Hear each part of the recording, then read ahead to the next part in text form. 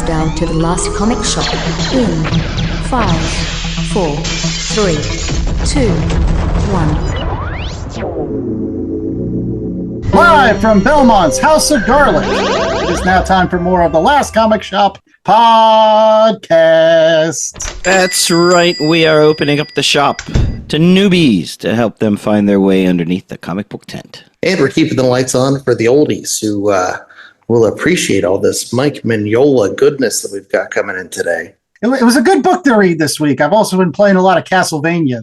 Huge fan. Andy Larson, the host with most, joined by Jay Scott and Chad Smith this week. And you're right, we are reading a book that was kind of gothic, horror-esque stuff. Ancient myth horror. And it's a lot of different things, but it's done by Mike Mignola with colors by Dave Stewart. It is called Bowling for Corpses.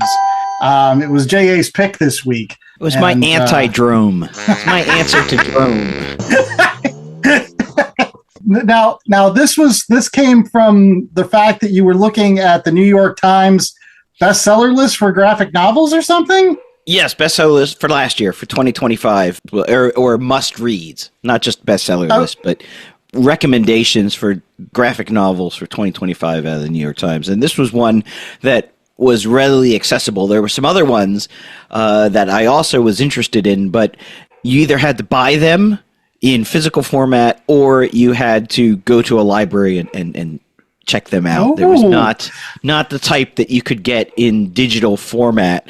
So while we sometimes like those highfalutin books, with the short turnaround time this week, we had to go with a more digital, accessible version of a graphic novel. I'm curious. Of these other books, can you give me now I'm curious about what... Maybe there'll be recommendations. You never know. This wasn't on your radar, Chad, and you're normally like the comic book guy. Like, I mean, this is a comic book podcast, but like, you're usually the guy that tells us. Like, I mean, you did the drome, but this wasn't on your radar, right? It was not, yeah. Although, admittedly, I'm not a Hellboy devotee, so it wouldn't have been something I was seeking out traditionally anyway. But yeah, I didn't even know it happened. And it happened at the beginning of 2025. This came out very early in 2025. So one of the other books that I thought was interesting, there was Tongues Volume 1 by Anders Nilsson. Oh, I heard good things about that. Yep. Death of Copra by Michelle Pfeiffer. And one that I really wanted to look into was Goes Like This by Jordan Crane. All of these might show up on the Last Comic Shop at some point in future, especially since Chad's heard of a couple. If we're going to do Copra, you got to start at the beginning of Copra. That's Michael Fife. He's fun. He's very Liefeldian in my head. Well, let's start off at the beginning of the show because, again, we usually wait for the Repow review until after the first commercial break, and we're going to follow suit. The opening segment on this week's show is talking about the Eisners. That's right. Next month, it is San Diego Comic-Con, and every year they give out Eisner Awards. Now, we're not talking about those folks that are going to be winning for, best new series or best continuing series or best inker or best penciler or anything. That comes next month with our lead up to San Diego Comic-Con. This week, we're going to talk about the Eisner Hall of Fame. I think it's very appropriate that we're doing it this week, given that Mike Mignola was actually inducted into the Eisner Hall of Fame last year in 2025. In fact, he was one of the voters' choices, which we'll get to at the end of this segment when we talk about those folks that are not being automatically inducted. But to start off today, we're going to lay some education on all of you. It's important to talk about the Eisner Awards, especially the Hall of Fame, because these are folks that you may not know a lot about in regards to comics, or maybe you've heard of their name in passing, but we're going to lay some information on you today. So we're going to talk about some of the folks that are being automatically inducted into the Eisner Hall of Fame. And I don't think any conversation can start, at least this year, without talking about kind of the biggest name, at least for the three of us on this particular list, and that is the late, great Jerry Conway, who just passed away recently. He is being inducted into the Eisner Hall of Fame. The announcement that he was going to be inducted occurred before he passed away, so he did get to hear that he was going to be inducted, but unfortunately he will not be able to make it to the presentation of the award. But again, guys, Jerry Conway. This was a toughie for me when he passed, just because he was responsible for some of my first favorite comic books ever. I think I've relayed on the podcast before about how I was super lucky. When I started reading comics, we had the Marvel Tales giving you classic issues of Spider-Man. We had the Amazing Spider-Man, which was in the McFarlane Larson era, Michelini, all that greatness. But my cousin handed me a stack of classic Spider-Man comics. And in there are several what are considered key issues, like the first appearance of the Punisher, the death of the Green Goblin. And so many of those were written by Jerry Conway. And even like Superman versus the Amazing Spider-Man, the first big crossover between Marvel and DC that featured your traditional superhero characters, that's a Jerry Conway. And so many of those stories were just the stuff that got me into comics in the first place. And that doesn't even factor in his later on stuff, whether it was Firestorm or Power Girl or Miss Marvel or any of those things that he's done throughout his career. But there were just so many impactful stories. And I didn't even realize his work in TV and movies. I was just about to say that he wrote the story treatment that got turned into the screenplay for Conan the Destroyer, the second Arnold Conan movie, and wrote a lot of stuff for television throughout the years. Law and Order, Criminal Intent, Batman the Animated Series, Baywatch Nights. Oh yes. So the breadth you must have to be able to write both Conan and Baywatch Nights. True. He runs the gamut. He contains multitudes, Mr. Conway. Well, I do want to kind of close by saying that I agree that he's going to go down as arguably one of the top 5 Spider-Man writers of all time. Are you going to mention the Web of Spider-Man with Green Goblin and Molten Man teaming up with the Alex Savia card? Because you should mention that. I didn't mention that earlier. So I'm going to just mention the fact that it wasn't until I read, I think it was the opening of the omnibus for Volume 4 of The Amazing Spider-Man, which includes the death of Gwen Stacy, when he was talking about it was his kind of thought process that Spider-Man was one of the few superheroes that wasn't, motivated by altruism. He wasn't motivated by vengeance. He wasn't motivated by the American dream or anything like that. This was a superhero that was motivated by guilt.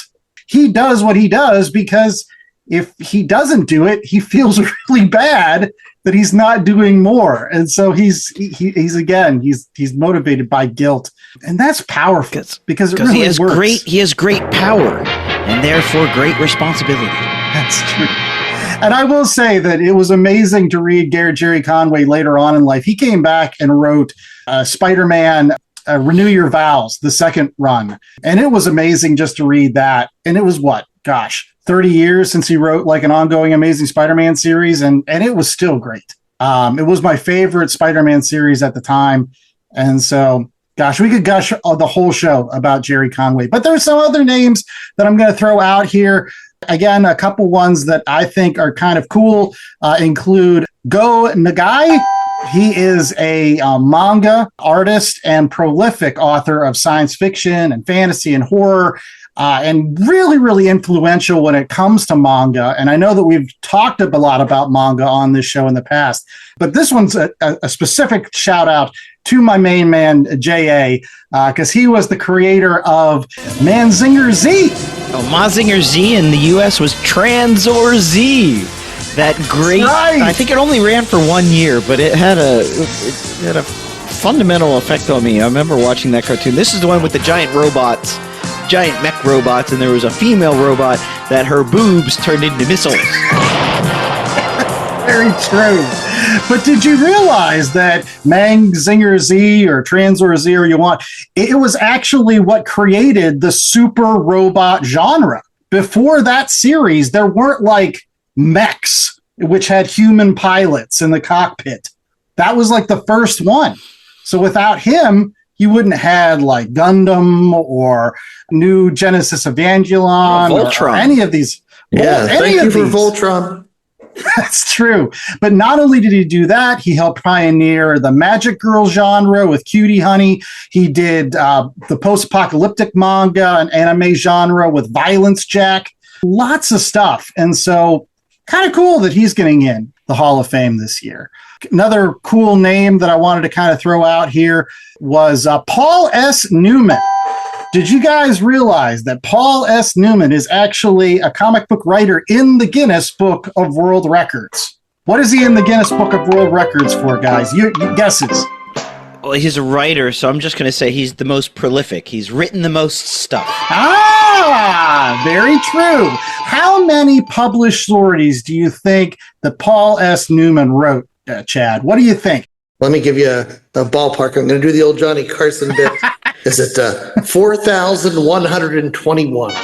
36,000 comic book pages. For J.A., you may be curious to know that he was best known for scripting the comic book series Turok, Dinosaur Hunter, for 26 years. And that would have been the gold key, not the Valiant one. That's the gold key Turok. Pre the video game Turok. Yes.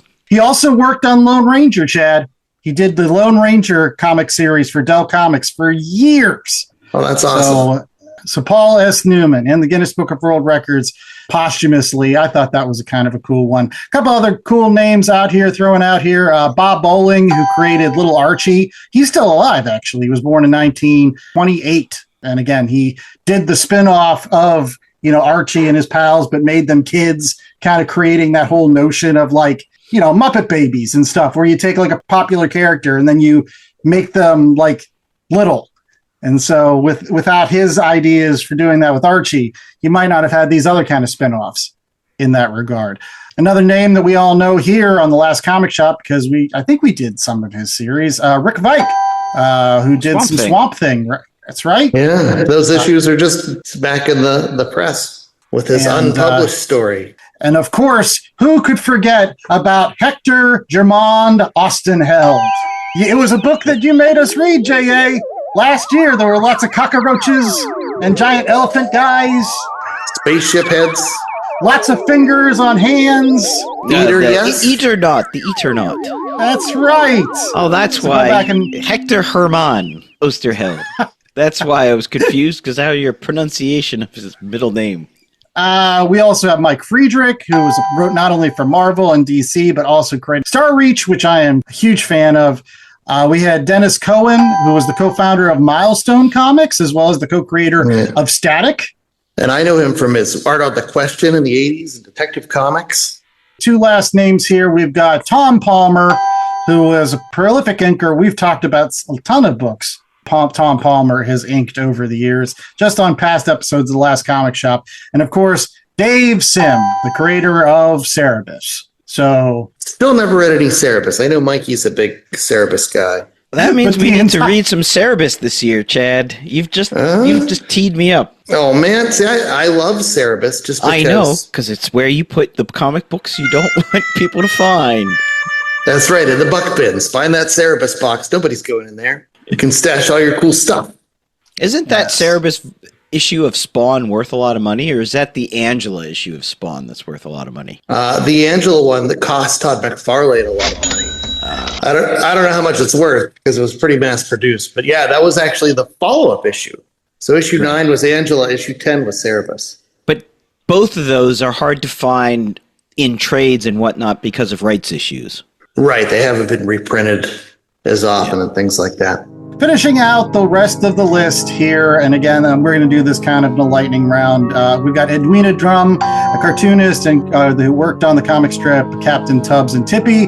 We have Oliver Harringen, who was a pioneer African-American cartoonist, actually fled to East Germany in the 60s because he thought the CIA was trying to kill him because he was very outspoken with the civil rights movement.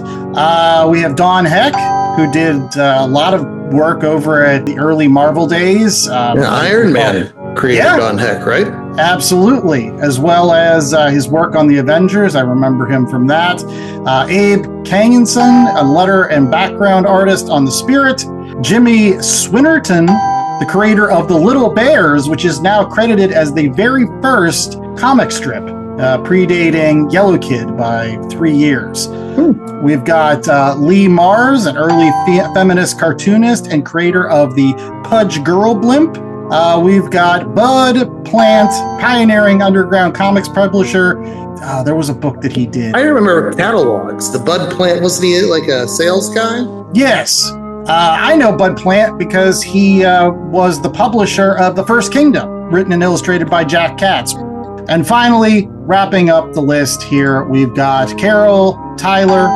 Did you say Mike Royer? Okay, all right. He's one of the judge ones. He was Jack Kirby's inker on a lot of his later DC work. There you go. In any case, let's move on real quickly to some of, as I mentioned previously, Mike Mignola got in last year because he was voted in by the fans. There's a whole list of nominees, which you can go out to the Eisner Award website or whatever. We're not going to go through all of them, but there's a whole list of folks out there, and we're just going to throw out some of the ones that, again, I think are super cool, and I'm excited that may get into the Eisner Hall of Fame. First and foremost, Jeff Smith, the creator of Bone. We did an episode about that on the last Comic Shop. Super excited that he may get into the Eisner Hall of Fame. I definitely vote for him. Chad, you got one? I'll stay on that Smith train, and I'll go with Paul Smith, whose art style was such a revelation. When I would see his art on the 1980s X-Men books, it was just so cool looking. And I feel like he paved the way for the Chris Sprouses of the world. And but he did some great work on Uncanny X-Men and Doctor Strange, and just a very cool artist. When you see Paul Smith's name on a book, you know it's worth picking up. We've also got Chris Ware, who did a book that I haven't read yet. Is it Jimmy Corrigan? Billy Corrigan? Jimmy Corrigan, yeah. Billy Corrigan's the pumpkin guy. Yeah. Jimmy Corrigan, smartest man on the earth, or whatever. I got it from the library for $1. I'm going to read it at some point. Akira Toriyama. Well, there are a couple. Mark Waid, obviously, we've read Mark Waid. Just this year, I think we've read we've read a lot of Mark Captain Waid. America. So a well-known name, but one that's probably not as well-known, Kate Carew, who was a American caricaturist in the 19th and early 20th centuries, received awards throughout her run, like the World's Columbian Exposition in Chicago in 1893. And a lot of her work was featured in the New York World, which did illustrated celebrity interviews. Mm-hmm. Oh, there you go. Last name I'm going to throw out here, Kevin Noland. He's an inker, a colorist, a letterer, a penciler, all kinds of different jazz. For those folks that listen to our show and grew up in the 90s, he inked Batman, Sword of Azrael, which introduced Azrael. So he actually did the inking on that. So, oh, yeah. I remember his pinups in the 80s. And we didn't mention Colleen Duran either. I love Colleen Duran. I just had her Good Omens. She illustrated that graphic novel I got last year. She's still putting out great work. Yes, she is, definitely. She had that super cool Shield cover with Invisible Woman. Oh, man, it was everywhere. When you saw that, it was blue and red, and it had the yellow sign before. Oh, man, that was a really great cover. She did some great stuff. Any case, all really great folks. Make sure that you're tuning into the Last Comic Shop more over the next couple of months or so, leading up to the San Diego Comic-Con, where the Eisner Hall of Fame awards will be given, as well as these voter choices will finally be announced. Again, maybe somebody will be lucky, like Mike Mignola, and be voted in by us fans. Speaking of Mike Mignola, we've got his book, Bowling for Corpses, right after this commercial break. So stay tuned for more of The Last Comic Shop right after this. BCWSupplies.com has everything a comic collector could need. Boards, bags, long boxes, and so much else for our ever so increasing collections. And you can save 10% on your total order by using promo code LCSPOD at checkout. Not only does this take 10% off BCW Supplies' already low prices, but it supports my favorite podcast, The Last Comic Shop. So get all your collecting gear at BCWSupplies.com and save 10% on your order with promo code LCSPOD at checkout. That's LCSPOD at checkout. Happy hunting! Hello, Internet! It's George from Shortbox Summary. I started going to the comic shop every week when I was a kid back in 2004, and I thought it was a golden era for the medium. While my first love is comics, my second love is the 2000s. So please join me as I revisit the mid-2000s comic book scene to figure out if the books were good or if I was just 15. This is a retrospective show that takes a look back at Marvel, starting with Avengers Disassembled and talking about the movies, music, TV, sports, and everything in between that made that era what it was. If you like the Last Comic Shop podcast, please give Shortbox Summary a listen, because I like the Last Comic Shop podcast, and I invite those guys on as much as I possibly can. Hope to see you soon, true believers.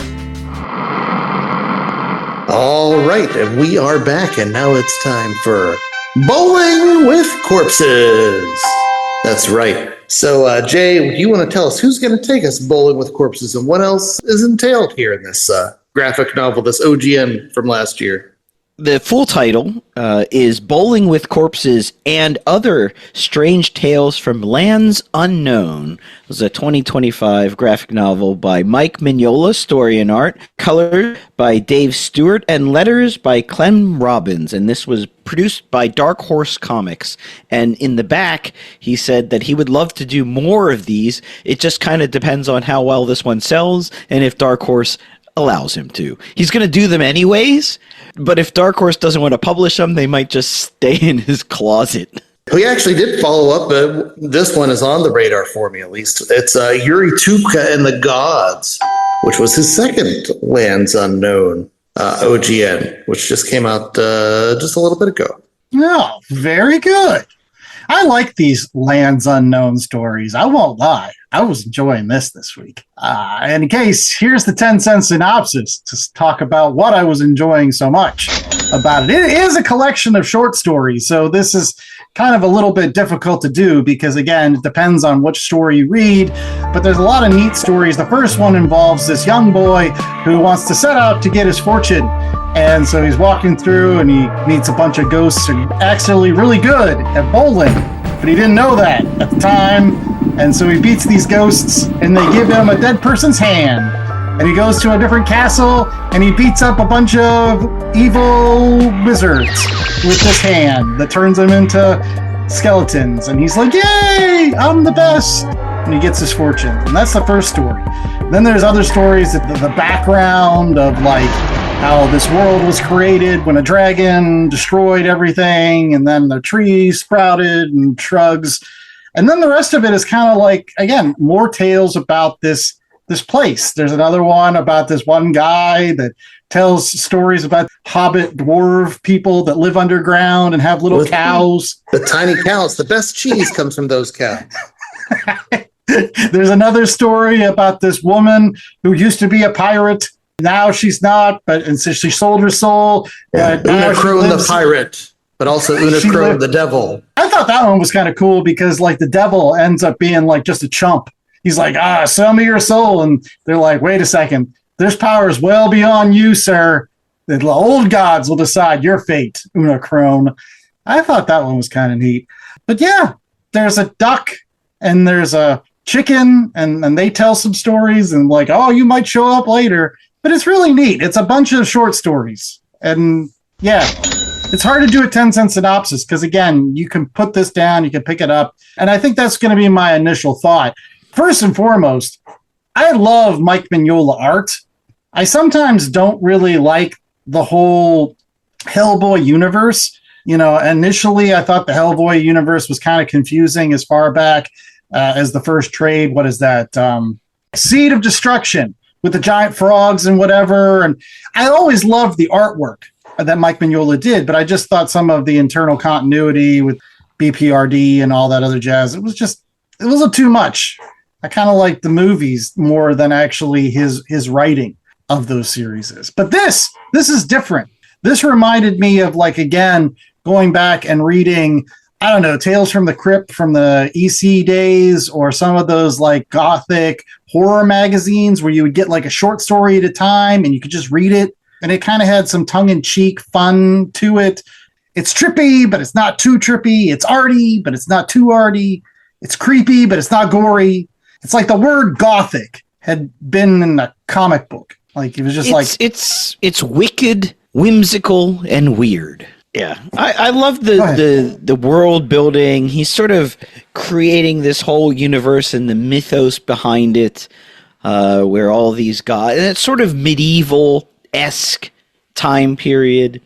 There's morals to a lot of these stories. One of my favorite ones was the woman who hires the beggar who's seen the world to come and help her get rid of these ghosts in her house. She thinks her house is haunted, and he goes and she gives him a dinner, and then he spends the night in the house, and sure enough, the house is haunted because her uncle was a wicked man and was stealing from all these people, killing them. I think he was a murderer, and then he would pillage and take all their money. Buried them under the floor. Buried them under the floor, yes. So the ghosts were coming up, and every night would rip him open and steal all his money and his spirit. So his spirit was trapped in this house. She goes, well, what can I do to get rid of them? He goes, you need to get rid of the house, destroy the house, exhume these bodies and give them a proper burial. And then he goes, and where did you get your money from? And she goes, oh, my uncle. I inherited it from my uncle. And he said, all this money is bad. You should get rid of all this money because it's going to follow you if you don't. And then as he's walking away, he realizes that the dinner he had was because of this money, and he begs forgiveness. And he goes, hopefully you can accept my apologies for just having one meal. I didn't know any better at the time. So I like that story a lot. It has, it lays universal truths. Yeah, there's something about these Mignola tales. It plays with those almost primordial Jungian archetype sort of effects. And I like the story about the two ne'er-do-wells, and they're trying to become immortal, and they find the still beating heart of this guy that achieved immortality. But it turns out that they had burned the rest of his body around the heart. And then he is also a wolf monster that shows up. And sometimes these things don't always make sense to me. But then he eats his heart again. He's like, oh, how long have I been a wolf monster? And they're like, about 400 years. And then the ne'er-do-wells get that immortality that they were looking for. But turns out one guy's on fire, the other guy's been hanged, and that immortality is not what you probably wanted. And then he asks, was it worth it? And the duck replies, not really. But we will be seeing these fellows again. But before we move on, I will say, there are parts of these stories, sometimes they'll lose me. I like Mike Mignola, and I like the artfulness of it. But I always think back to the people that criticize Rob Liefeld for not drawing feet. Take some shots at Mike Mignola, why don't you? People look like they're made out of hamburgers. Right, yeah, time out. What again, if you're going to make the feet analogy, you got to back that up. So his stuff, right. It's too loosey-goosey, it's too all over the place, it's not well-defined enough? It's a stylistic choice. Don't get me wrong, I'm okay with stylistic choices. But what gets me is how praised and celebrated Mignola is. And then other people with distinctive styles are like, oh, no, that's garbage, blah, blah, blah, blah, blah, blah. Mignola has notes that he plays, and he plays them very well. But they're stylistic for sure. But some of these stories, like I was alluding to, there's the part where he goes to, this Cthulhu tree. And, what the hell's going on there? I have no idea what's happening in some of these stories. And some of these the stories in there were a couple that I really enjoyed. We started off with the Bowling with Corpses one, and I had a lot of fun with that.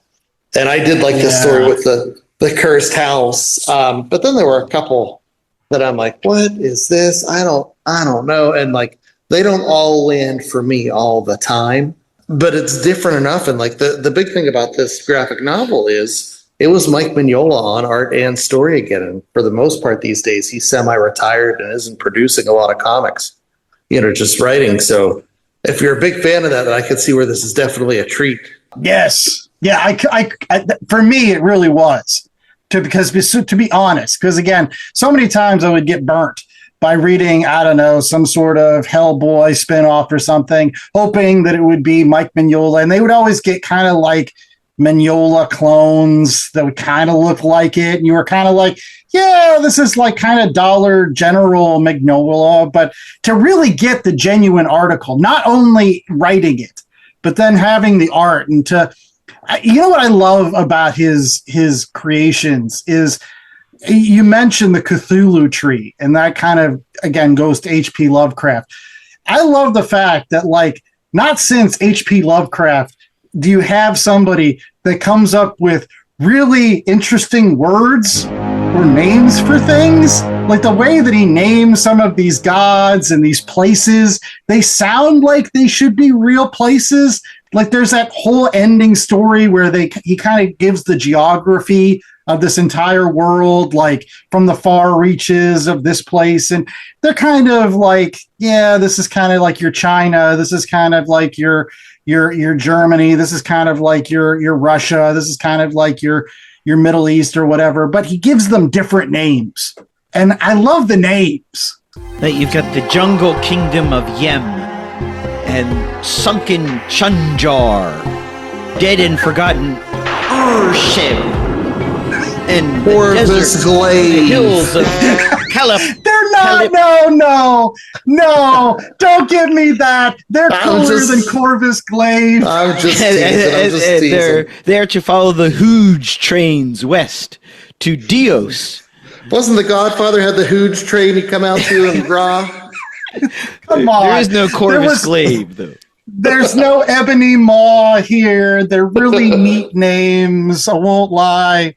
But I'm really glad that we're talking about the favorite stories, man. But to be very blunt, had they not started off with that story about the boy who bowls with those ghosts and gets the hand and turns all those, I don't know if it would have sold for me. That is a perfect beginning to this book. Yeah. That was the story that I was like, because it was relatable, it was fun, it was weird. I like the fact that, like, he had never bowled a day in his life. Turns out he was pretty good. And they're using skulls and bones to do the bowling. Again, creepy, but not gory. Arty, but not like super arty. Really still approachable. That story was really, really good from that. I think it's pretty arty.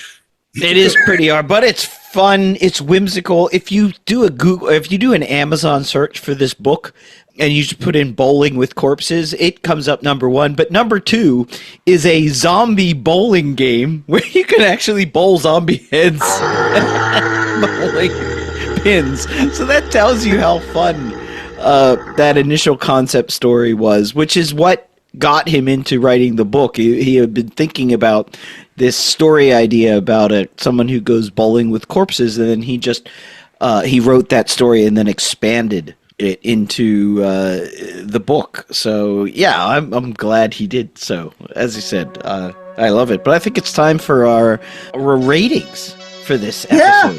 Absolutely. So we'll get to that right after this commercial break. Stay tuned for more Last Comic Shop, and we've got ratings and recommendations to wrap up this week's show.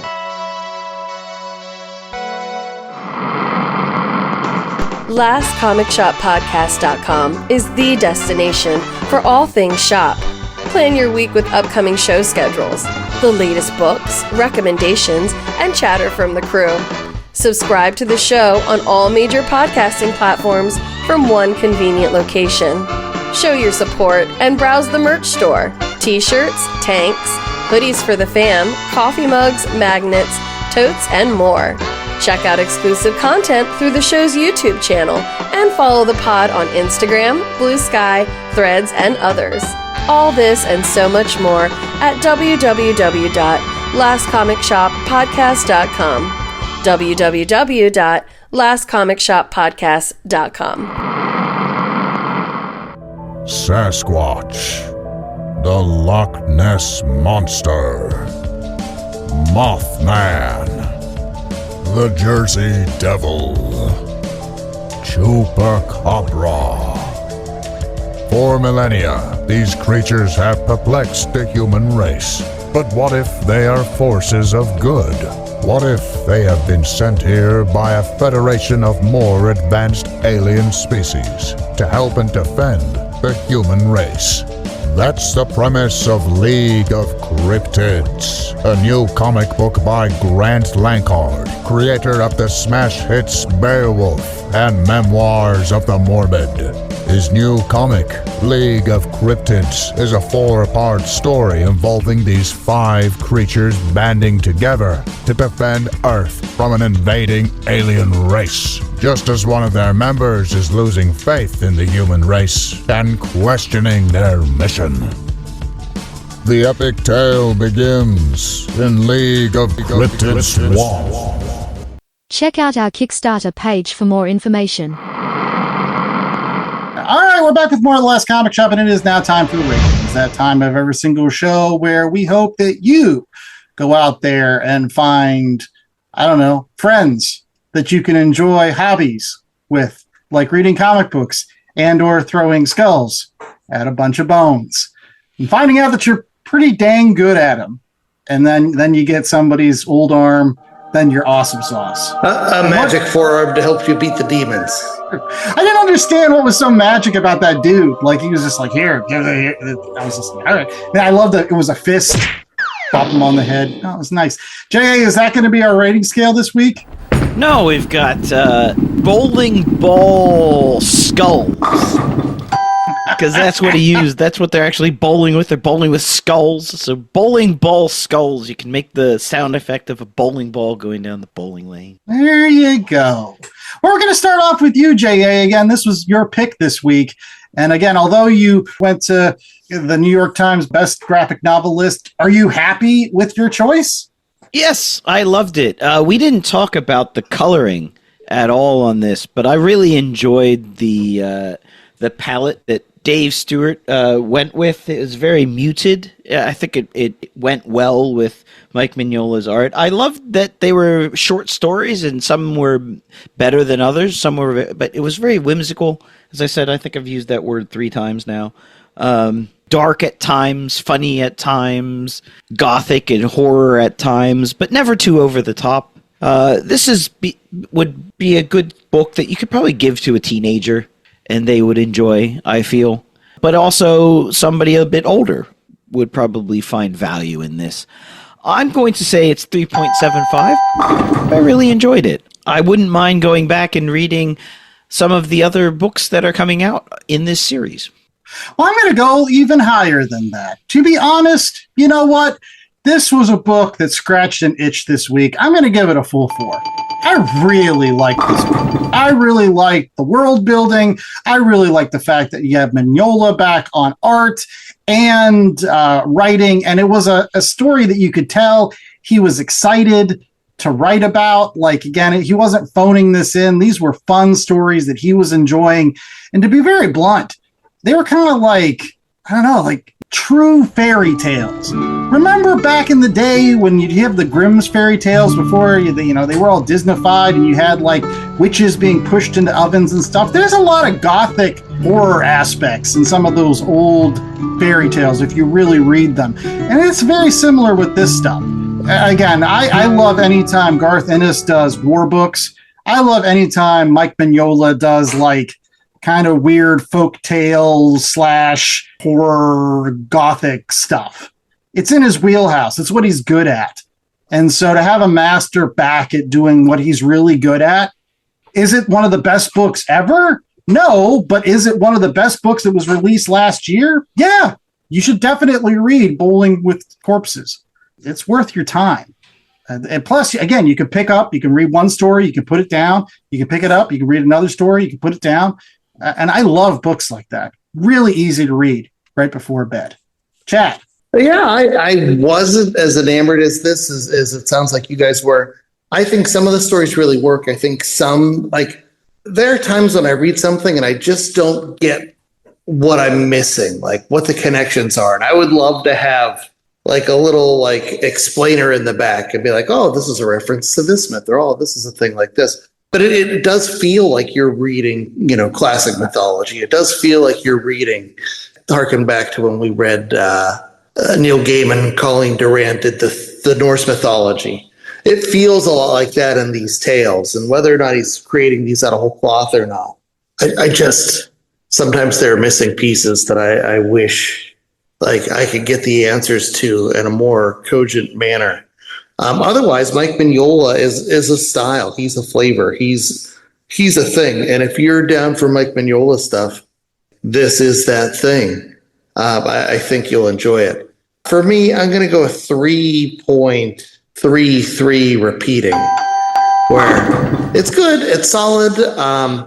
Because I didn't love every story, and because I had some of those, like, why this? Why a wolf monster for 400 years?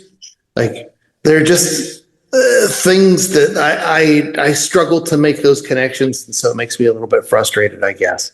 Still good, still high quality, and yeah, but you can't go wrong with the Dave Stewart colors. You can't go wrong with the mood and the ambiance and all that Mignola brings to the table. But for me, this is more of a sometimes food than it is something I would like all the time. So, but 3.33 is still pretty good. Okay. Well, speaking of books that you may read those other times when you're not reading Mike Mignola, it is now time for recommendations. Again, these are other comic books you can get in addition to Bowling with Corpses or some other books that Mike Mignola is. I mean, you want to check out the original Hellboy, you can. It's all over your local comic book shop. But again, we're going to start off with J.A. Scott this week. J.A., what do you got for us? I'm actually going to recommend, there's a second volume of this already out, Yuri Tupka and the Gods, another story from Lands Unknown. This came out just this past March, which extends the storytelling. Not only Mike Mignola continuing on with these stories, but building out this universe, because in December, in the end of November, a third volume drops, Yuri Tupka and the Devils. So by the end of this year, you can have 3 volumes of these Lands Unknown stories from Mike Mignola. So if you like your Mike Mignola, if you like this sort of mythos-building, gothic stuff, whimsical, magical things, get in line, put in your pre-orders, and pick it up at your local comic book shop. Okay. My recommendation this week has nothing to do with creepy gothic stuff, but it does deal with strange worlds inhabited by strange creatures. Get your paws off me, you damn dirty apes! That's right. It's Planet of the Apes. The summertime, and if you're thinking about movies, one of my favorite movies of all time is the original Planet of the Apes movie. And luckily for me, this past year, they kind of peanut buttered and jellied the Planet of the Apes in with another fantastic franchise that I've been a fan of for many, many years, and that is the Fantastic Four. Planet of the Apes versus the Fantastic Four wrapped up just in May. You can get all 4 issues now. Written by Josh Trullo with pencils by Andrea DeVito. This was the tale of how the Fantastic Four followed the Red Ghost through some sort of weird portal thing and ended up on the world of the Planet of the Apes. But in doing so, they lost all of their powers. And where did you think those powers went? They went to some of the most famous characters from the Planet of the Apes movies. That's right. Dr. Cornelius got the stretchy powers, and Zira got the invisibility powers, and Dr. Zaius became the big hulky thing, and then General Zurus, the gorilla, he became the Human Torch. And they had to go find Taylor's spaceship to try to get back to Earth. Dr. Doom eventually shows up trying to set up shop here because he's like, this is a great place to strand the Fantastic Four forever so that I can get on with. So he tries to help out General Urus kind of take over with his new fantastical powers. Super great book, a lot of fun. You wouldn't think these ideas would mesh as well together as they did. But again, I remind folks that like the Fantastic Four is the best when they're going to like alien planets and alien worlds and exploring. And that's really what this is about. They just happen to be exploring on a planet that is, again, in the far future where the bombs fell and apes rule instead of man. Finally did it! Damn you all to hell! I do love that movie. Planet of the Apes. Fantastic Four. Check it out at your local comic book shop today. Of the 5 original Planet of the Apes, where do you rank them? Oh, geez. I think the best one is actually Beneath the Planet of the Apes, the second one. That one's the best because it's got the most world building and stuff. Then probably Planet of the Apes is number 2. Then, like, I don't know. Actually, there's one called Conquest, where actually, like, the apes rise up and throw off their oppressors. That one's pretty good. That's probably 3. Escape from the Planet of the Apes is probably 4. And then the last one is kind of weak sauce. That's probably Which one has Ricardo Montalban in it? That starts with number 3. That's Escape from the Planet of the Apes. That's when they go back in time. That's when it started going off the rails a little bit. They introduced Caesar, and again, Caesar actually is more important in the 4th film. That's why I recommend that of the one. Planet of the Apes. That one's good. It's got that cool social commentary stuff that you want in a Planet of the Apes movie, more than even Escape from Planet. But Beneath the Planet of the Apes is the best one. I could watch that movie day in, day out. That's the one with the weird, like bald psychic people. Yeah, right? the mutant people, that almighty bomb.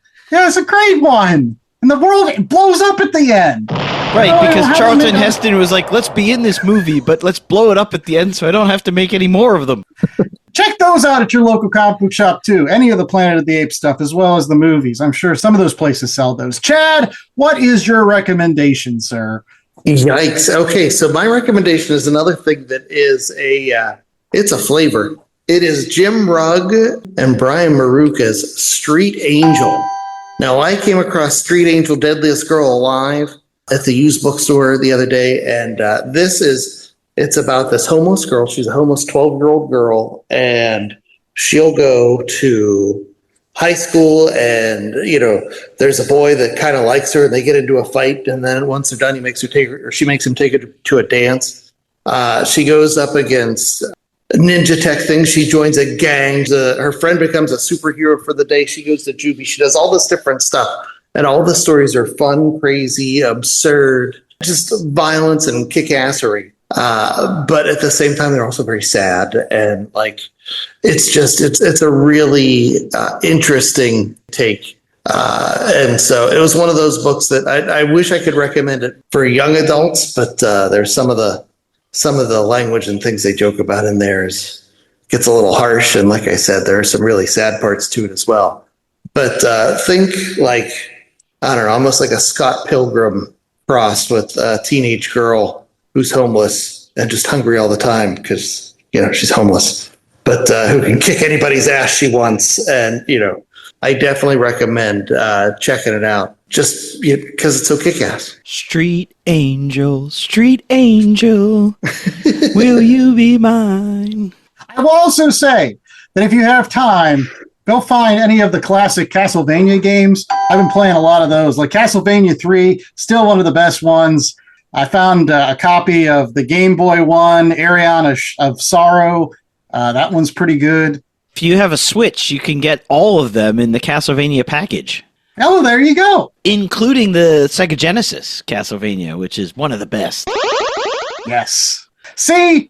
Fans of Castlevania, fans of Mike Mignola, fans of cool books with the Planet of the Apes and homeless girls, all here at the Last Comic Shop podcast. And make sure that you listen to next week's show for more of this awesome stuff, which we will give you.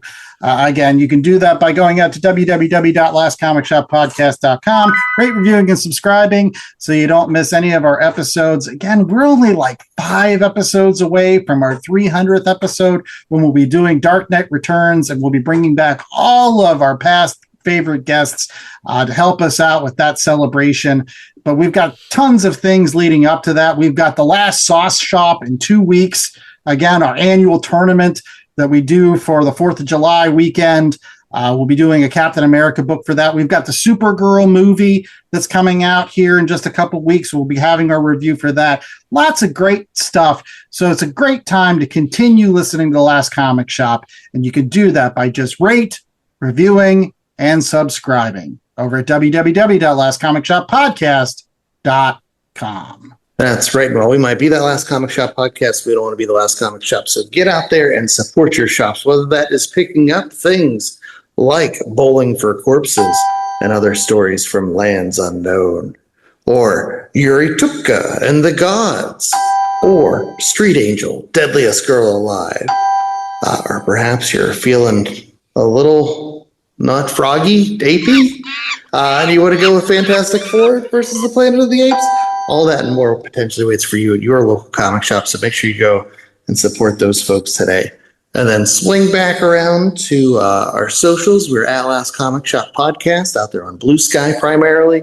We also show up on YouTube and X sometimes and who knows wherever else. But you can always find links to that and more at our website, www.lastcomicshoppodcast.com, where they can find links to things, past episodes, and more importantly, what else, J.A.?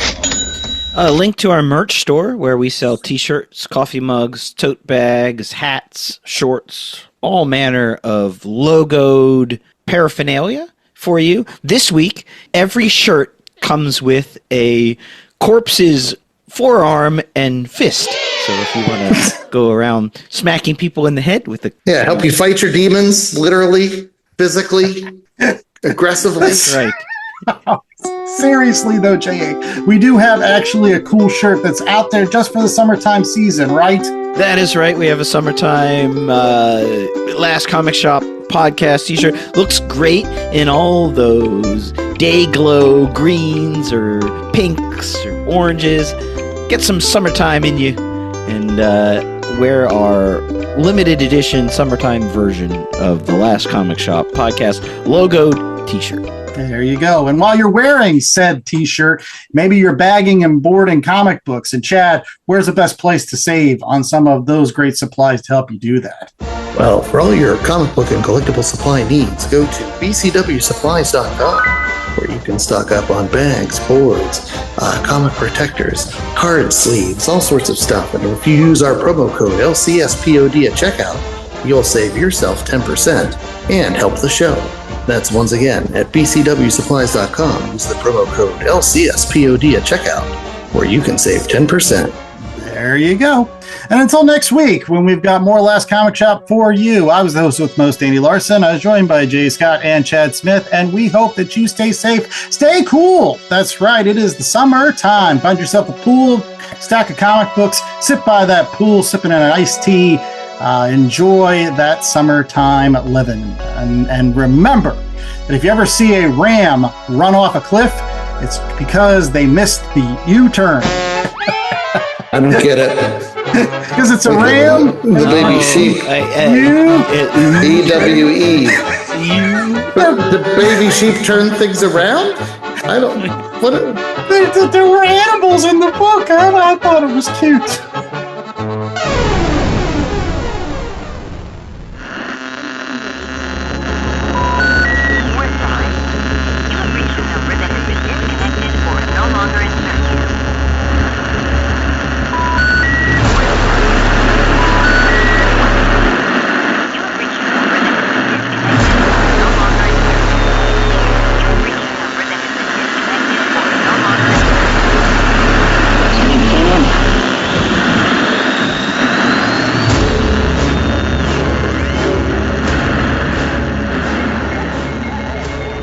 Comic Shop Podcast was a 2026 Black Angus production.